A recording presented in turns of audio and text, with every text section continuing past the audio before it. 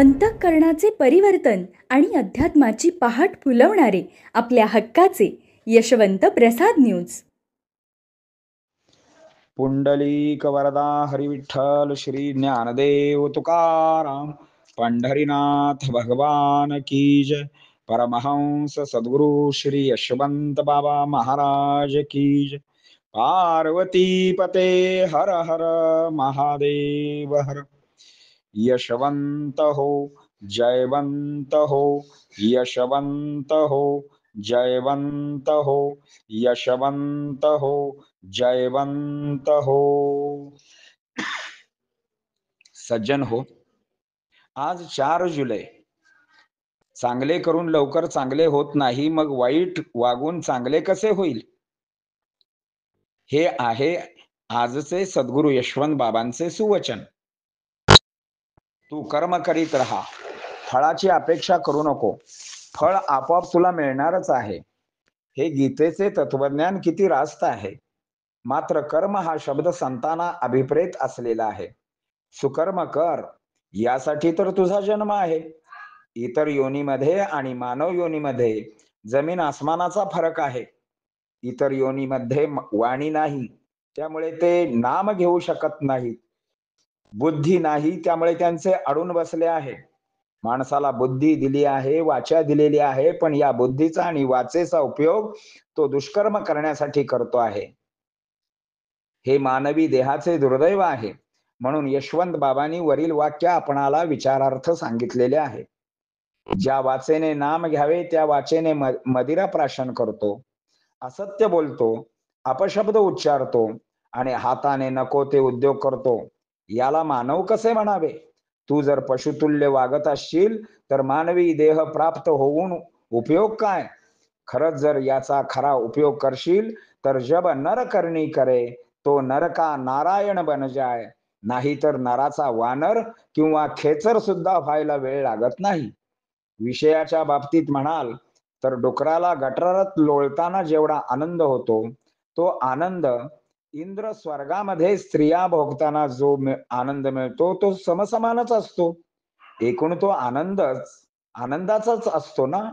अर्थात त्याच्या दृष्टीने जीवन में किसी को रुला कर हवन भी किया कराओगे तो कोई फायदा नहीं, और अगर रोज किसी एक आदमी को हंसा दिया तो आपको अगरबत्ती भी जलाने की जरूरत नहीं.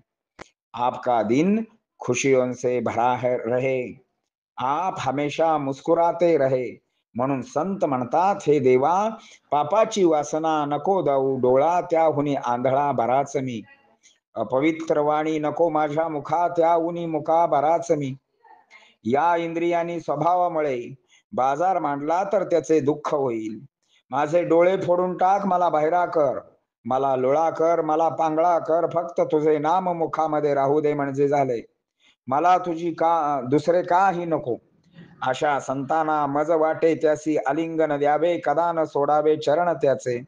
तुम्ही कितीही देवदेव पूजा पाठ करीत असाल, दान धर्म करीत असाल, मात्र कुणाचे मन दुखावित असाल तर हे सर्व करणे फोल ठरेल. माणसाने एकच लक्षात ठेवावे, सुख आणि दुःख संचित कर्म व आपण सध्या करतो आहे ती कर्मे यावर अवलंबून असते. म्हणजेच दुःख घर करून राहत नाही, सुख माडी बांधून राहणार नाही.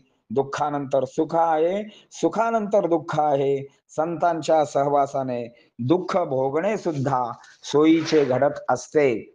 उलट भगवंताला म्हणावे, हे भगवंता, दुर्दैवाचे घाले घालवण्यासाठी माझी भक्ती नाही, दुर्दैवाचे घाले सहन करण्यासाठी मला भक्तीची शक्ती दे, तरच काही कल्याणाचा मार्ग गवसेल. उजाडल्यानंतर पुन्हा अंधारणार आहे, अंधारल्यानंतर पुन्हा प्रकाशमान धरती दिसणार आहे. म्हणून सब्र का फल मीठा होता है, हे माणसाने ध्यानात ठेवावे. काल काय झाले याचा विचार करू नये. आज माझे कसे होईल याचे चिंतन नकोच नको. उद्या माझे काय होणार आहे याची चिंता करू नये. श्री गुरुनी दिलेल्या नामात राहावे, म्हणजे दुःख सुद्धा भासमान वाटू लागतील. हरी कृपे त्याचा नाश ही आहे व हरी कृपे ते भासमान ही वाटेल. दुःखाचा गाव दूर पळून जाईल, नामाचा गाव जवळ येईल. सुरुवातीला मन लागणार नाही, नामस्मरणात्वा देव पूजेत.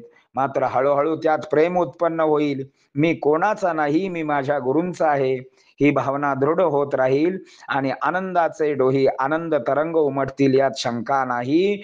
न लगे मुक्ती धनसंपदा, संत संग देई सदा. पुंडलिक वरदा हरिविठ्ठल. श्री ज्ञानदेव तुकाराम पंढरीनाथ भगवान की जय.